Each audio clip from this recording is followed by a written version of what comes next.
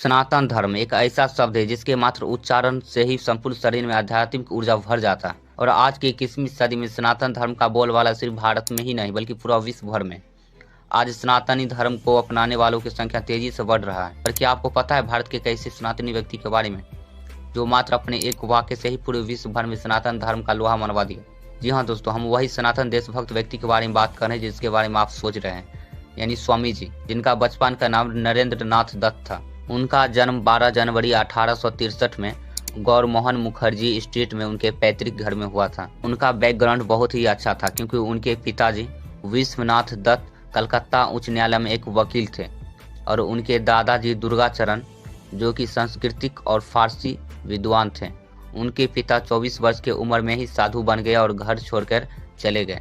और उनके माता भुवनेश्वरी देवी भी धार्मिक प्रवृत्ति की थी, जिनके कारण स्वामी जी की झुकाव बचपन से ही आध्यात्मिक की ओर रहा और वे शिव, राम, सीता और हनुमान जैसे देवताओं के छवियों के सामने ध्यान करते थे।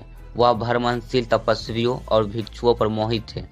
उनकी शिक्षा की बात करें तो वो 1871 में 8 साल की उम्र में ईश्वर चंद्र विद्यासागर के मेट्रोपोलिटन संस्थान में दाखिला लिया, जहां वे स्कूल गए। 1877 में उनका परिवार रायपुर से चला गया और 1879 में पुनः कलकत्ता में वापसी के बाद वह एकमात्र छात्र थे जिन्होंने प्रेसिडेंसी कॉलेज प्रवेश परीक्षा में प्रथम डिवीजन अंक प्राप्त किया। वे दर्शन, धर्म, इतिहास, सामाजिक विज्ञान, कला और साहित्य सहित विषयों के उत्साही पाठक थे। उनको वेद, उपनिषद, भगवत गीता, रामायण, महाभारत और पुराणों के अतिरिक्त अनेक हिंदू शास्त्र में रुचि थी और उन्होंने 1884 में कला स्नातक की डिग्री पूरी की। विलियम हेस्टी जो कि क्रिश्चियन कॉलेज कलकत्ता के प्रिंसिपल थे, उन्होंने स्वामी जी के बारे में लिखा है कि वह बहुत जगह यात्रा किए पर स्वामी जी जैसा प्रतिभाशाली बालक उन्होंने कहीं नहीं देखा, इसलिए उन्हें श्रुतिधन भी कहा जाता है, यानी विलक्षण स्मृति वाला।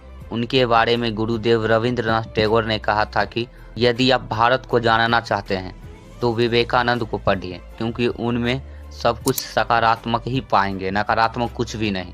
स्वामी जी अपने गुरु रामकृष्ण परमहंस जी से काफी प्रभावित थे, जिनसे उन्होंने सीखा कि सारे जीवन में स्वयं परमात्मा का ही अस्तित्व है।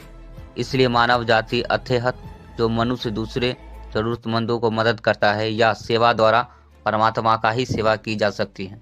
रामकृष्ण जी की मृत्यु के बाद विवेकानंद जी ने बड़े पैमाने पर भारतीय उपमहाद्वीप की यात्रा की और ब्रिटिश भारत में तत्कालीन स्थितियों का प्रत्यक्ष ज्ञान प्राप्त किया। 30 जुलाई 1893 में भारत का प्रतिनिधित्व करने संयुक्त राज्य अमेरिका के लिए प्रस्थान किया।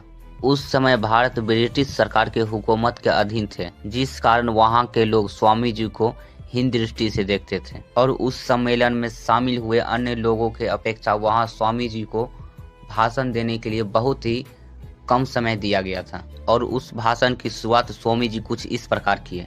अमेरिका के बहनों और भाइयों, आपने जो गर्मजोशी और सौहार्दपूर्ण स्वागत किया उसके जवाब में उठकर मेरा दिल अवर्णनीय खुशी से भर गया है। मैं आपको दुनिया के सबसे प्राचीन भिक्षुओं के समूह की ओर से धन्यवाद देता हूँ।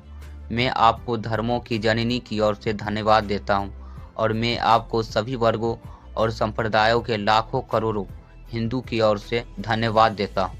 और इस स्पीच के बाद उस सम्मेलन में तालियों की बरसात होने लगी। यह भाषण स्वामी जी को सार्वभौमिक पहचान दिलवाए और हिंदू सनातनी धर्म की छवि पूरे विश्व के सामने फिर से उभर गई। स्वामी विवेकानंद जी का जीवन परिचय यह बताता है कि 39 वर्ष के संक्षिप्त जीवन काल में स्वामी विवेकानंद जी ने जो कार्य कर गए वे आने वाली अनेक शताब्दियों तक पीढ़ियों का मार्गदर्शन करते रहेंगे। स्वामी जी के बारे में ऐसा भी सुनने को मिलता है कि वे संत होने के बावजूद मांस खाते थे तथा गौ सेवा में विश्वास नहीं करते थे। यह कितनी सही है इसकी पड़ताल हम आने वाले पार्ट 2 वीडियो में करेंगे। यदि आप भी स्वामी जी के बारे में और जानना चाहते हैं तो चैनल को सब्सक्राइब कर ले।